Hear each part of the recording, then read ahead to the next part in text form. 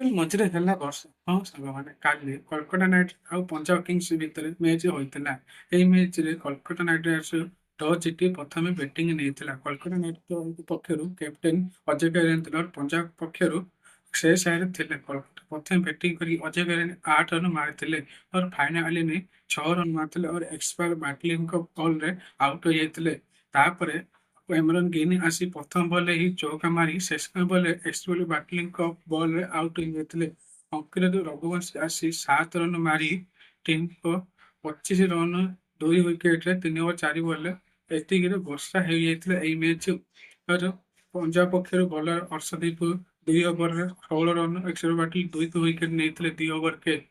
ତାପରେ ଏହି ମ୍ୟାଚ୍ ବର୍ଷା ଯୋଗୁଁ ବନ୍ଦ ହୋଇଯିବାରୁ କୋଲକାତା ନାଇଟ୍ ରାଇଡର୍ସ ଆଉ ପଞ୍ଜାବ କିଙ୍ଗ୍ସକୁ ଏକ ପଏଣ୍ଟ ମିଳିଯାଇଥିଲା। ଆପଣଙ୍କୁ କଣ ଲାଗୁଛି କୋଲକାତା ନାଇଟ୍ ରାଇଡର୍ସ ଟିମ୍ ଆଉ ଆଗ ମ୍ୟାଚ୍ ଜିତିପାରିବ?